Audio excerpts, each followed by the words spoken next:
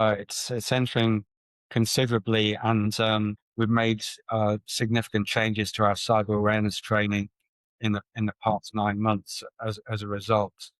Um, Simply because things like basics of phishing emails, etc., the kind of red flags that we would have pointed out a year ago, for example, spelling and grammar, are going away, and also looking out for spoof emails. That's going away because AI is making it so much easier to craft compelling and convincing phishing emails. I mean, that's a specific. Our clients, I'd say more in the UK than the BVI yet, are coming to us saying, we want to adopt AI, we want to do this, we want to do that. And so, because it's the latest buzzword, I get that. So where we're coming from is really a really quite a conservative and, okay, fine, we hear you, but really we needed to take several steps back here. Um, Putting aside the whole business question of don't just adopt AI for the sake of adopting AI, you need to find out where it's actually going to help your business, where are the pain points, where it may assist. Take it.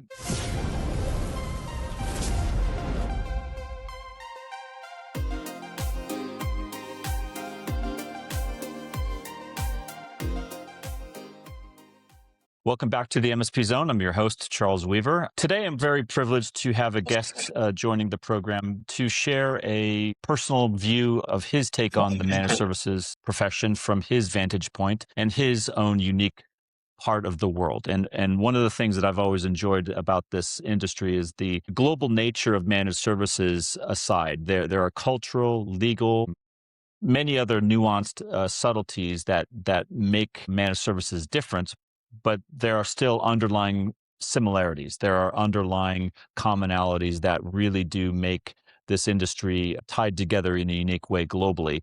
And I think today's guest is going to share, hopefully, some perspective on that and either disprove my theory entirely or perhaps validate it in some small way.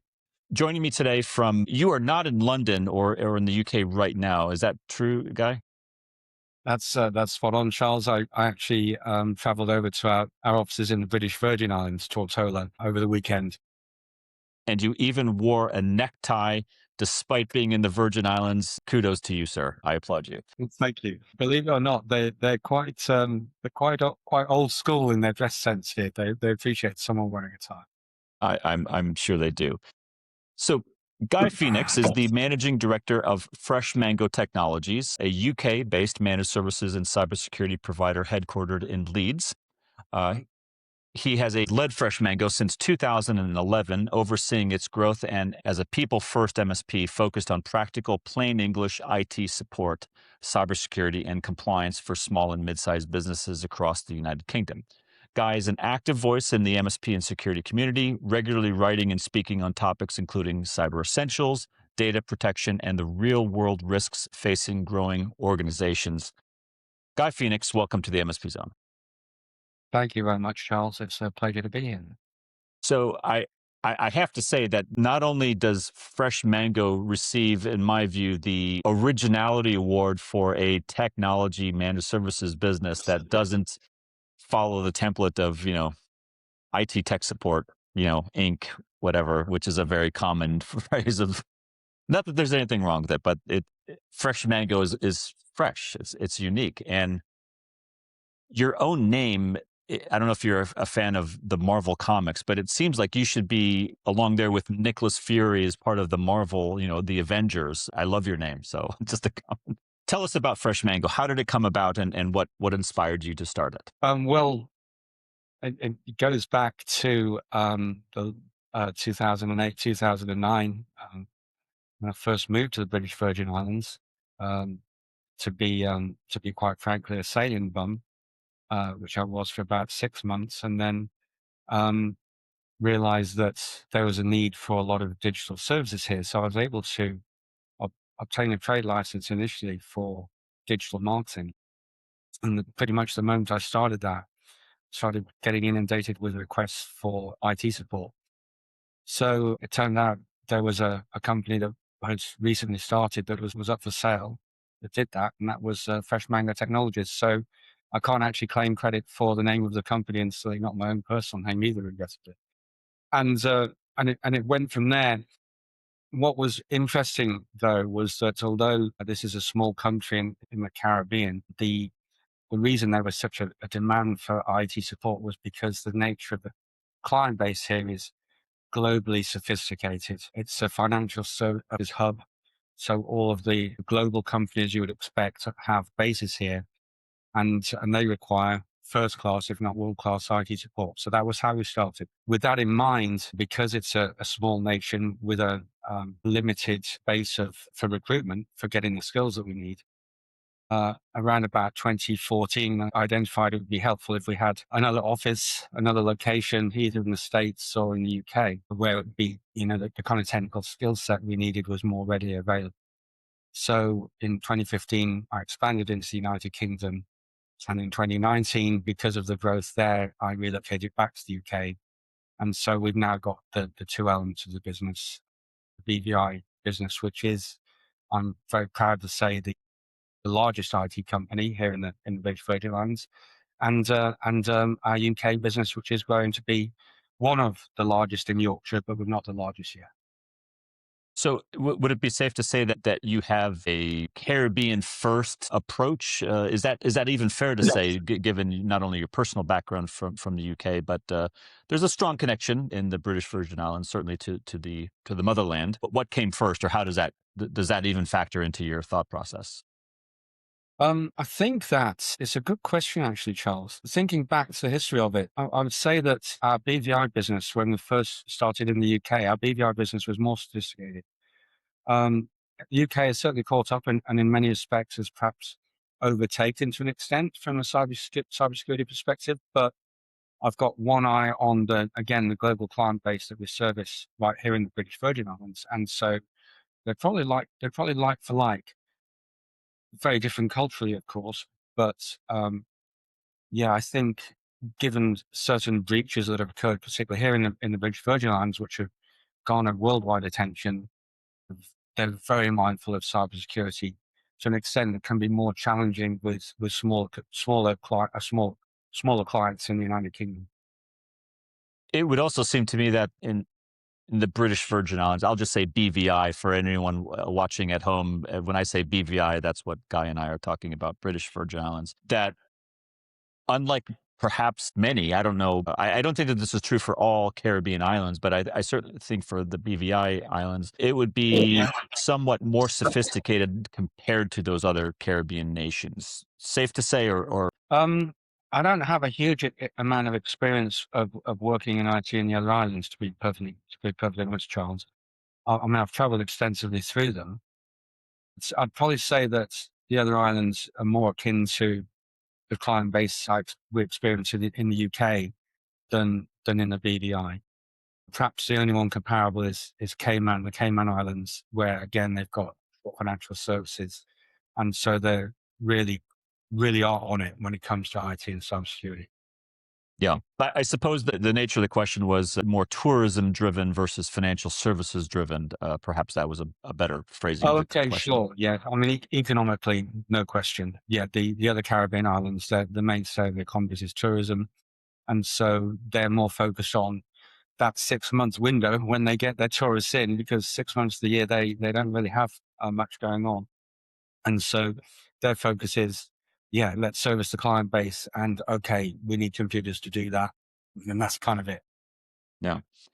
I so in addition to your nautical or naval training or experience that took you down there, was security part of that equation back then, or did it evolve? And if it did evolve, how so did it evolve into security? Yeah, I mean, it certainly wasn't. It's definitely evolved over time. I'd say that probably the first time it became really quite tangible was around about 2016. I happened to be in England in what was then a very small business. The MD of a local company walked into our door. We'd never dealt with them, and they just said, "We've had a breach. We've lost £150,000. We don't know how on earth this has happened. Help." So we went in and we were able to do a full investigation.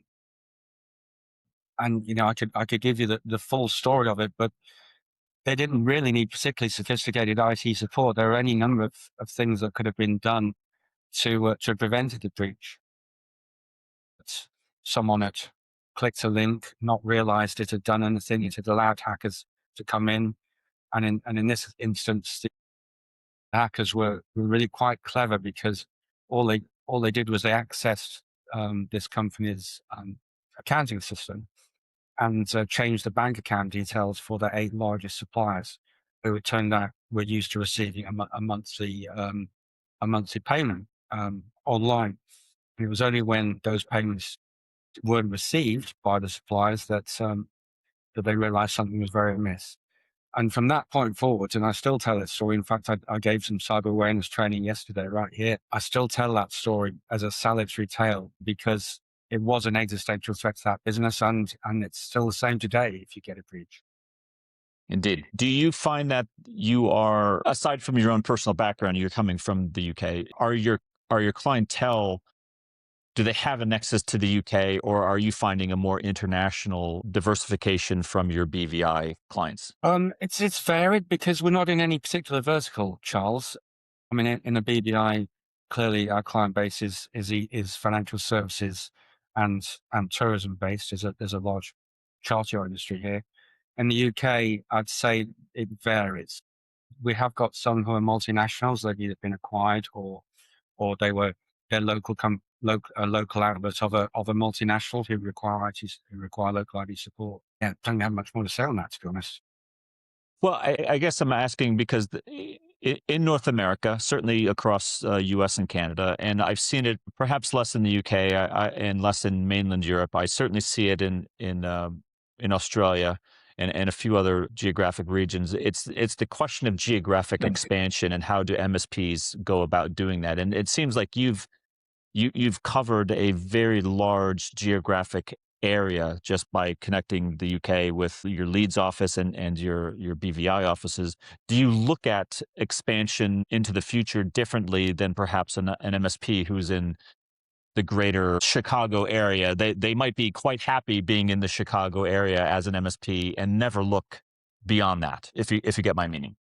Yeah, I do, for sure. I mean, I guess that comes down to an extent to the size of the business and the owner's mentality. So I mean, speaking for myself, yes, I want to continue to grow both organically and through acquisition and into other geographies. There are a couple of obvious geographies for me, for Fresh Mango, that I'm starting to look at expanding into. So yeah, I guess we do look at it differently, but I also think that, it's not necessarily just an MSP question, Charles. It's a business question. To take the example of someone who's servicing the greater Chicago area, and they're happy with that. I worry about that mindset, because if you're standing still in business, you're actually going backwards. So that's more of a business answer than an IT answer. And I think that's a very fair question, which perhaps is a natural segue to the issue of consolidation. There has been, I'm sure you're quite aware, a private equity fueled, perhaps aggressive consolidation, which I don't necessarily think is driven by market deficiencies or inefficiencies, which is typically where you see consolidation of lagging providers. In fact, it seems to be the opposite. There's a heavy premium on quality high end MSPs, which seems to run contrary to legacy economic driven consolidation. But I don't want to get into an economic conversation. But how is the UK market, in your opinion, doing in terms of MSP market consolidating? How is the M&A market in general?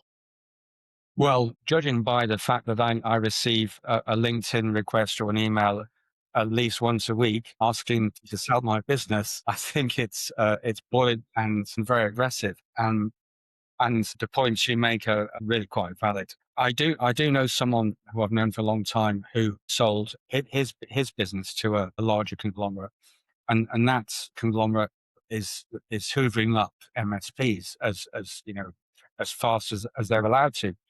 But he's told me some really salutary stories. Specifically, it's more about the buying of the company, but there is no integration plan. So from day one, when those companies are acquired, they're just left to get on with it. They've no earthly idea what they're supposed to be doing. So pretty much immediately, service levels fall off, and clients start to go elsewhere, looking for those smaller companies who will provide them with the more tailored and the more relationship based service that they're very much used to, and that I personally think is what people like and want. Just segueing off a little bit, I'm fortunate enough to have a small property portfolio that I at, and the insurers who I've used, the insurance brokers I've used for years, really low maintenance, once a year for each property. That send me here's your new quotation for the year, guy. And I said, fine, go ahead, thank you very much. They were recently bought out by a large insurance firm in the UK, and I now find myself inundated with emails from them on check this, check that, are you okay with this, etc. So I'm like, this is just way too much high maintenance. So I'm actively looking for a small broker who will just be low maintenance and let me get on with my life. So I apply that to Fresh Mango. Customers want us to help them get IT out of the way. That's it. They want to get on with their jobs. I think you just uttered one of the most profound statements about MSP growth and acquisition and more what not to do versus what you ought to be doing. Because I think there are many good reasons to acquire other MSPs. You have transition of legacy staff and owners who want to retire, who want to go off and do other things. You have, in addition to personal reasons, you have retirement, you have just growth, right? Wanting to expand into new geographic territories, acquire new service capabilities. I think quite relevant, justifiable reasons for acquisition. But I think you've hit something very profound, which is the lack of integration is causing a problem, and it's going to drive business back down to the local bespoke, perhaps MSP. Yeah, I think it will. Get the private equity investor mentality. I understand it. Build it, flip it within 3 years, make a massive multiple profit. I get it. I understand that, but it's not how I want to operate, and I don't think it's certainly it's not how our clients would want us to operate. Indeed. On a related topic to that, which is let's take as granted, because I certainly believe that this is true based on my own personal observations and hearing you state yours, that they link up very very closely, and that is the lack of integration in a lot of these MSP roll up activities certainly seem to be jeopardizing the efforts of, let's say, not only the US, but certainly the UK government to drive cybersecurity hygiene and behavior. Those two have to be at odds somewhat. Could you speak maybe about the UK's efforts in the last several years on cybersecurity legislation, public policy, and how do you think it's going there? I think like all these things, the intent is and was good. Certainly if you look at, for example, frameworks like Cyber Essentials, which has become the de facto standard for small and medium-sized businesses in the UK. And when it came about, I was, and I still am, a great advocate for it, because at the time, the only real framework that was available was ISO 27000. And that was really way too onerous for any small business to sensibly adopt. So Cyber Essentials came along. And I think from the government perspective, it was a good thing, actually, if only to raise awareness of the fact that cybersecurity was a major challenge, and that too many small businesses simply hadn't woken up to it. Um, I mean, I think this is my personal view. I think it was around about 2016, maybe 2017, that that the hackers, and I'm talking about the major hacking farms that exist, turn their attentions away from multinationals and big businesses where they thought they could make, vast amounts of money, to smaller businesses, because they realized that whilst there might not be as big a financial gain, there was an easy financial gain. I always use the analogy of, think about someone who's going to steal a car in a car park late at night, and they've got a choice between a state-of-the-art Rolls Royce or a 15-year-old Toyota Camry. They're going to choose the Toyota Camry every time for that reason. And that was the kind of switch that came about. So the UK government's intent was good. I think Cyber Essentials is good. I'm starting to get concerned that it's becoming rather bureaucratized, which could be a challenge, certainly be a challenge for someone trying to do it on their own, which is how it's lauded. It's that you don't need someone to help you do this, you can do this on yourself as your own as a small business. Our experience in the past few years has been that's no longer the case. They need us to hold their hands as translators, if nothing else. So it's well intentioned. It does improve baseline security. It does reduce systemic risk, and it does help SMEs protect data and services. The challenge can be it can often assume enterprise level capability, often underestimates small and medium sized business constraints, namely financial constraints, staff constraints. And most SMEs don't have dedicated IT staff. They rely on an MSP like ourselves. So it puts MSPs squarely in the middle of it. So on the whole, I'd say it's a force for good. And the way they've done it in the UK by handing off to the organisation IASME, I think is a good thing because it means government has a very light hand on the tiller. Indeed, yeah.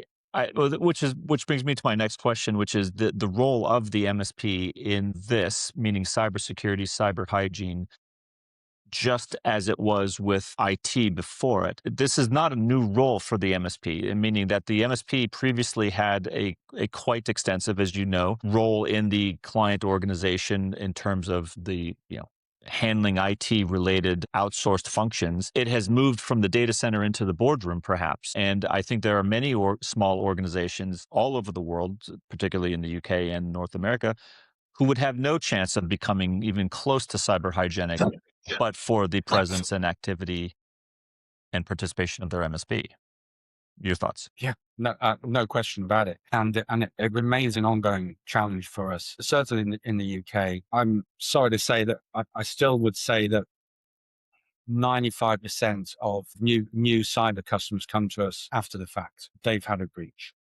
And so I'm quite evangelical about going to networking events and speaking wherever I can to say, look, for what is a relatively small sum of money, even to a small business, you can get your technical and process compliance through something like Cyber Essentials and have our annual cyber awareness training. And with those two combined, you're never going to be perfectly secure. No organization ever will be. But you'll make sure you're the Rolls Royce, you're not the Toyota Camry when the hackers come knocking. So I think ignorance is far less of a problem now, thank goodness. We still see resistance because of cost sensitivity, despite what I've just described. Change fatigue, fear of complexity, lack of immediate pains.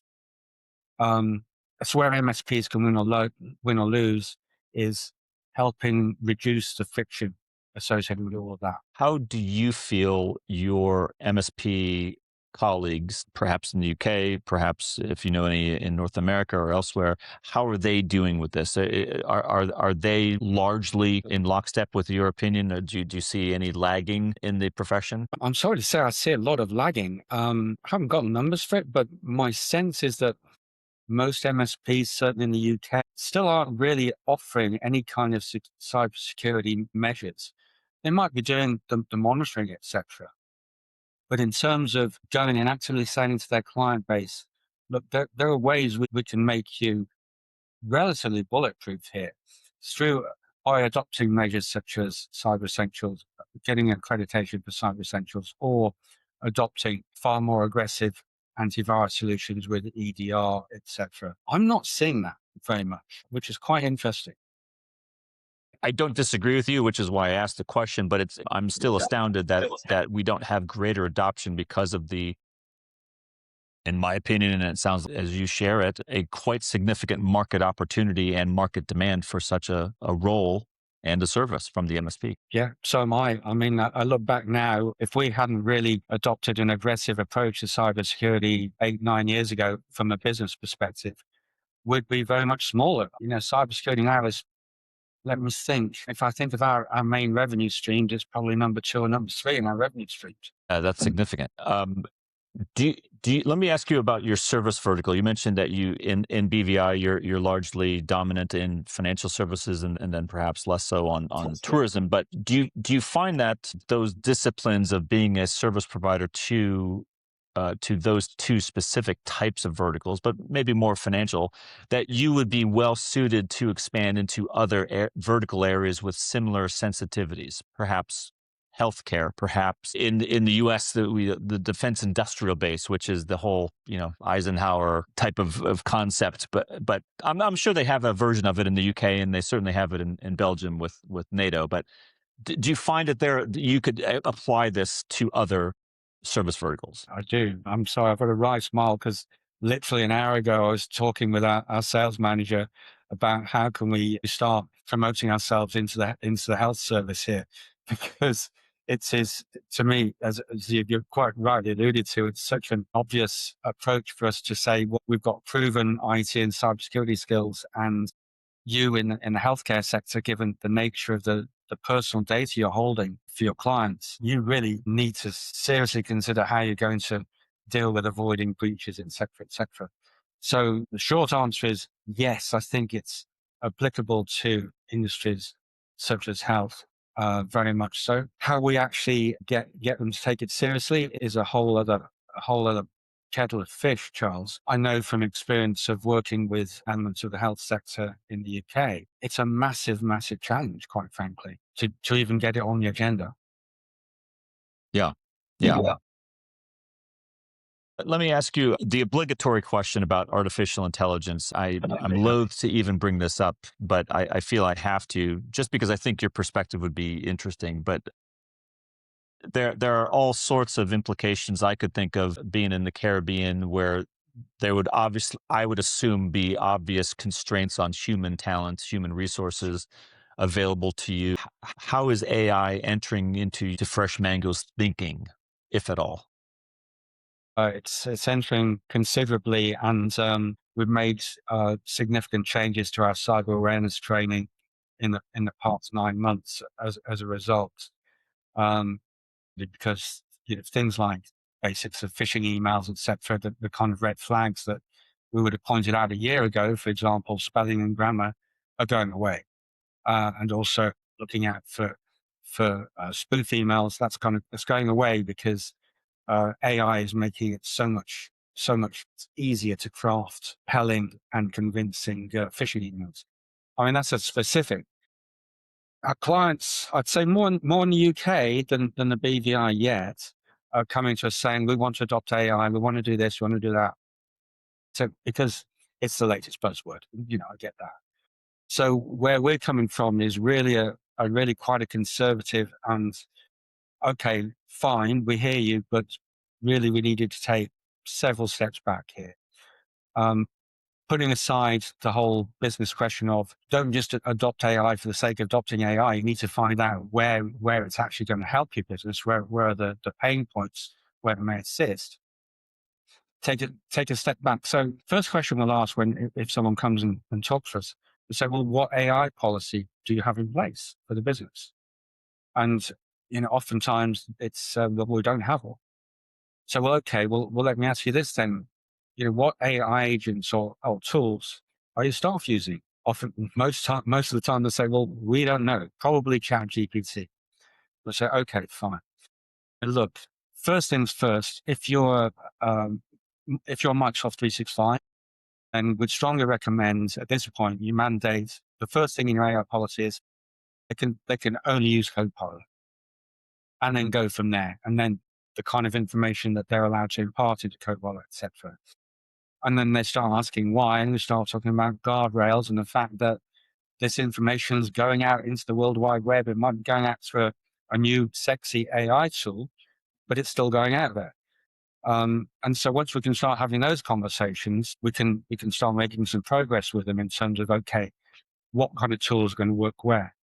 Now, I'll be straight with you. We're playing a constant game of trying to keep on top of what tools look like are going to be the emerging winners, which is very difficult to pick winners, of course. But we might get a client coming to us one day saying, okay, I want an AI agent that's going to do my social media. What do you recommend? Well, okay. I mean, there are so many out there. Where do you start? So we're trialing several different AI agents to see not necessarily whether they're good or not. That's part of it. But the first question we'll look at is, well, what's the privacy policy for these companies? We tried one 3 or 4 weeks ago, and I put it to my group technical director, and he said, Guy, they've got no policy for GDPR. So you're effectively giving this AI agent carte blanche access to your systems, and they themselves have no data protection policy in place. So that's an immediate red flag. These are the kind of things we're having to explain to people, and we're playing catch up ourselves up for you. Guy, two thoughts come to mind. First, what an incredibly vital role for Fresh Mango and any other MSP in that position to receive a query like that. What would you recommend? I mean, that's a tremendous amount of trust and reliance placed on your firm, and I think that exhibits a natural bond of trust between you and your clientele. Do you believe that your clients are bringing you AI with a goal, a business goal perhaps that they want to solve, or are they just wanting to inject AI because it is new? I think the majority at the moment are because it's new, Charles. But I do think that will evolve. I think that as they start to engage with us with the kind of process I just described, and start listening and start answering, pivoting the questions that we're asking, and thinking about it more and more, it'll become less of a don't recommend a tool. It'll be more, okay, these are the tools we're considering for this. Can you give us your perspective from both an IT and a cybersecurity perspective on whether that's going to work for us? And working means what kind of guardrails are in place, what security flaws may that be part of my business, etc. Much the same way at the moment, for example, we've gone in the UK, they've gone through a whole thing called making tax digital. So within that Revenue HMRC, trying to do everything online as much as possible. And so there are hundreds of pieces of software which are available, which allow any company to make tax digital. In other words, buy this piece of software, it will integrate with HMRC systems, and you can do everything online. And we get clients saying to us, well, which one of those do you recommend? And I have to say, well, sorry, that's really not our role. You're going to have to choose one, and we will make it work for you. Now, I think that's quite simplistic when you think about the kind of opportunities that AI is going to bring. So I think it'll be more about us being their partner to guide them from a technology and compliance and a governance perspective. Ultimately, it will have to be up to them to decide whether that tool is right for their business in the context that they're trying to choose it for.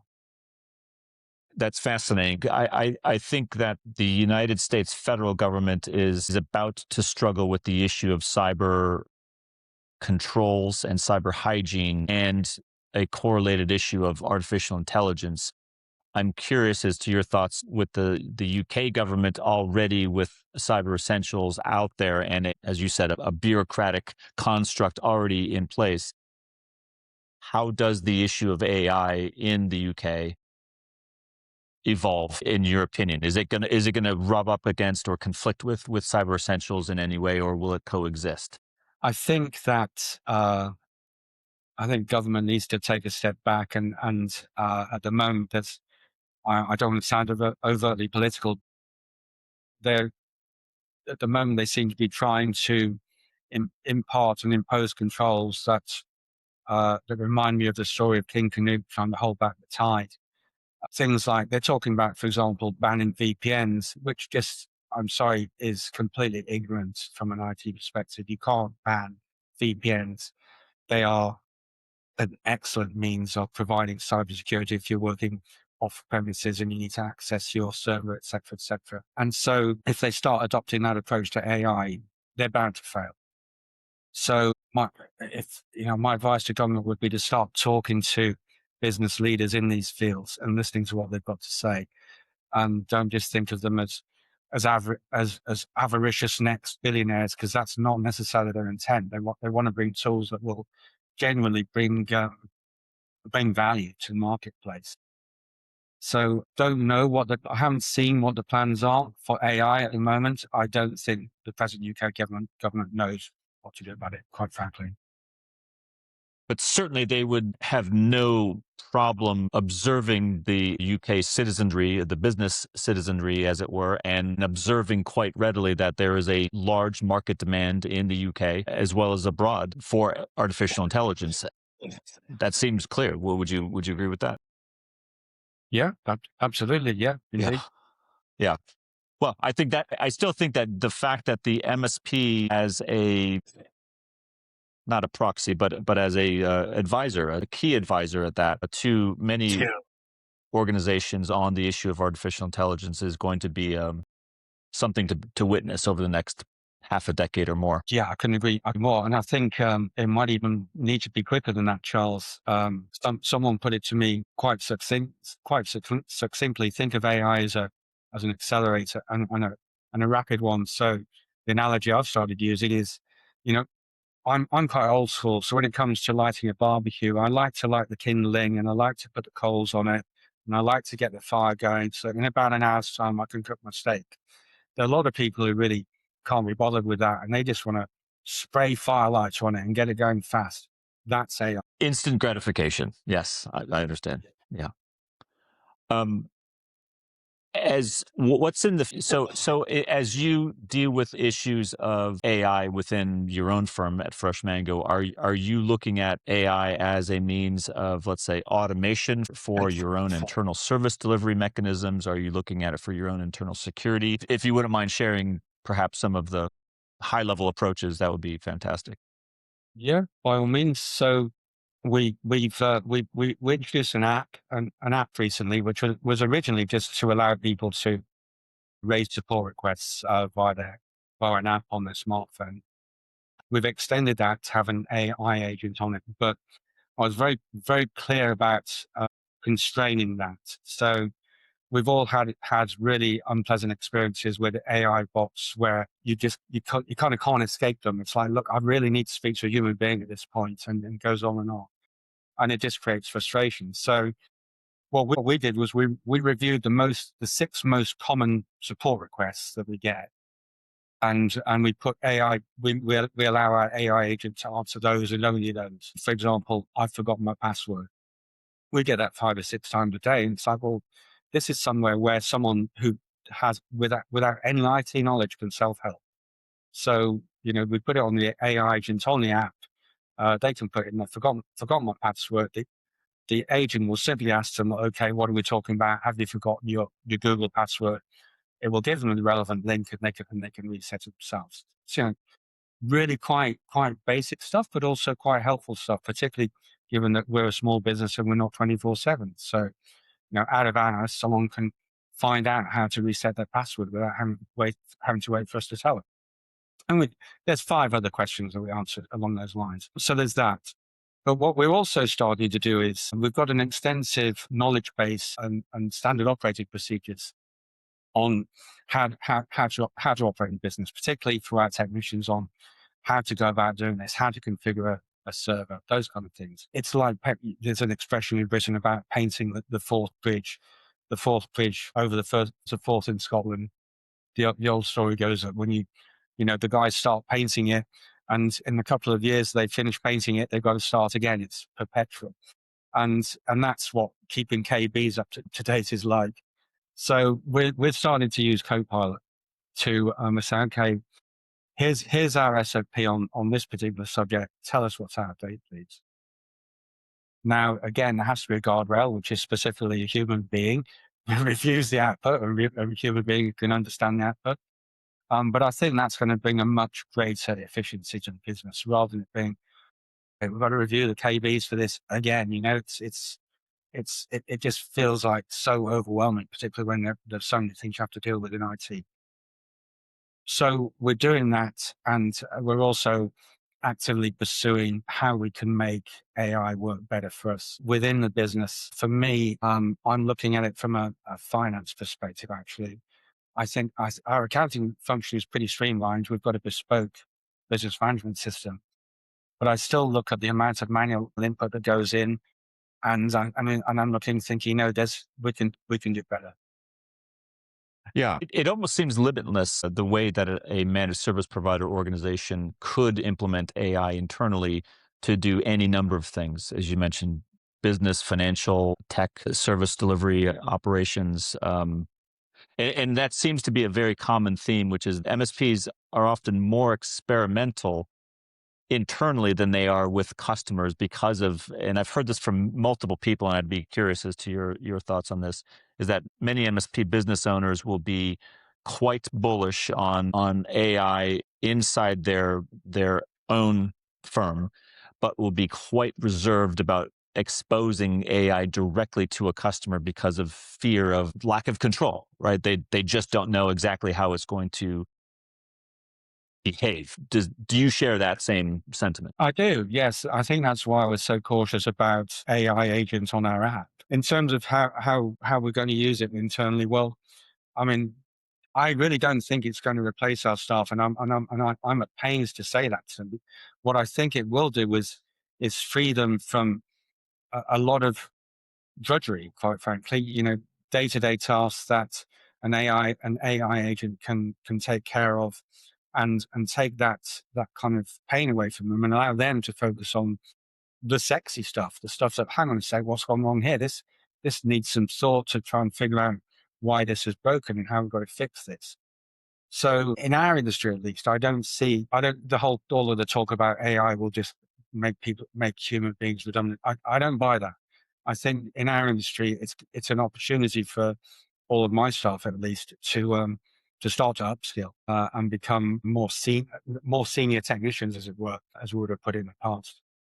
I think that that's absolutely true, Guy, and I don't see why economically that same benefit to the efficiency and scalability of an individual inside an organization couldn't also apply to a fresh Mango customer who, with your active participation, you implement AI for that organization and allow them to have the same economic scalability with you and them as a human oversight guardrail into the application of that, whatever that happens to be. I just think that we're at the very beginning of a very large global deployment of that. If you have the mindset to ask those questions that your clients are asking you, of course. I agree. 7 years ago, cyber was nowhere for us in the revenue stream, and now it's one of our top revenue streams. I see AI will be the same way. I'd be amazed if it's going to take 7 years though. Um, it's kind of its own accelerant. You know what I mean? So yeah, Yeah, I agree with you. And I think that AI could be a catalyst for a multitude of different managed services business revenue lines, including some new ones, but certainly the legacy ones, the professional services, certainly a hardware, software, resale potentially, but also just baseline managed IT services could all benefit from conversations and projects with clients. yeah, no question. We decided to test the concept a couple of months ago. So we conduct regular cyber awareness training for clients. That training is traditionally annual. And two clients came to us around about the same time back in January and said, we love the training. We worry that it's once a year. We don't want to commit to doing training the whole team to that extent, because it's like a half day training session more regularly. But we worry that, within 3 or 4 months, all of the lessons and the insight from the training will have dissipated and forgotten about it. So have you got something that we could do more regularly? So went and thought about it. And so we got AI to build a website that's a subscription based service that will send a monthly cyber awareness email saying, please review this month's topic. It's on XYZ, for example, password security. Eight gives several points, 8 question, multiple choice questionnaire. Here's your score in 15 minutes. And when I say that was entirely automated, Charles, even the questions were created by AI. Now, the reason we wanted to try it was to figure out how to actually get AI to do it, because I've made it sound much simpler than it actually was. The real challenge was in creating the necessary prompts to get it to build the website we wanted. And that's what really took figuring out. Now that we've got that knowledge, we've now got a base platform to start going forward to help other clients, and so on and so forth. So, like I said, we're playing catch up, but I think a lot of people are as well. I do want to go back to governance, UK governance, US governance, Canadian, Australian. Most of the major governments around the world, developed governments, are moving on the issue of cyber policy, cyber hygiene, governance, and some of them more than others are also anticipating movement on AI. Do you believe that will Fresh Mango be able to, with its knowledge of cyber essentials, with its knowledge of, at least in the UK, what the UK government has established and what their large public policy goals are, will Fresh Mango be able to help determine, with the help of your customers, where they ought to be concerned with adoption of certain AI practices and tools because they might conflict with larger cyber policy? I'm hard pressed to think of an example, but does that question make sense? It makes sense. I'm not sure that the UK government's policy is mature enough to be able to answer that fully, Charles. But we're always mindful of whatever government policy is in place. In fairness, IT is a sector that in the UK at least has gone relatively unregulated. So maybe, Lord help us, maybe that AI is going to make them realize that, and we'll start seeing a lot more regulation. It's not necessarily such a bad thing. There are a lot of cowboys out there, I'm afraid, which give the whole industry a bad name. So I don't know is the honest answer, simply because we haven't really seen enough noises about what regulation they want to put in place. Yeah, that's curious. Because being as you said, a cowboy, I think there are a lot of cowboys, perhaps reckless cowboys versus good cowboys. But I think that the AI issue demands a certain amount of innovative thinking and an approach for the MSP that is not necessarily comfortable or natural, right? Meaning that there's a lot of, for the MSP to be innovative on behalf of their customers, they're going to have to think outside the box and not just be constrained with what current IT or cybersecurity rules allow them. And does that make sense? I'm not saying that they're going to be reckless, but I think you have to be innovative. For sure. I think, yeah, it's gonna depend to an extent on the nature of the particular client. As I said, we don't work in any particular verticals, so we have a wide sector of client base. And I'm thinking about the kind of clients who might want to say, okay, we're fast paced, and certainly we're seeing that in hospitality. And I think we manage a few business parks as well. They're all kind of like, really want to move forward with this kind of stuff. Whereas clients who are traditionally more conservative, accountancy firms and law firms, we're still having discussions with them about adopting cyber essentials. So it's going to be horses for courses, I'd say. Yeah, I think if an MSP is listening or watching this out there, the takeaway is not to be hesitant about the future, although the future, admittedly, from my perspective, and it sounds like you share the same sentiment, is not dark, but perhaps opaque. It could take on many different forms, but I don't see an outcome or a future where the MSP is not firmly involved in some aspect of that reality becoming reality. And if that's the case, then that's very good news for That's the MSP profession as a whole. Yeah, I couldn't agree more. I mean, I think the biggest shift in our profession, it's not actually technology anymore. AI is obviously a technological shift. It's more than a shift, the step change. But the shift is towards responsibility. MSPs, I say we, MSPs, we're influencing operational risk, military exposure, insurance outcomes. The amount of times we have to have a conversation with someone about, look, if you want to improve your insurance policy, here's some very helpful ways you can go about doing it from a cybersecurity perspective, and reputation. And that's whether the clients are going to acknowledge that or not. That is the reality. So I think people in the sector who are going to succeed long term, they're not going to be the ones with the biggest stack of tools. And yeah, we've got an AI agent to solve every single problem. But the ones who'll just think clearly and communicate honestly and then stand behind the advice. So we're moving from being suppliers to being trusted partners. That's absolutely where the profession needs to go.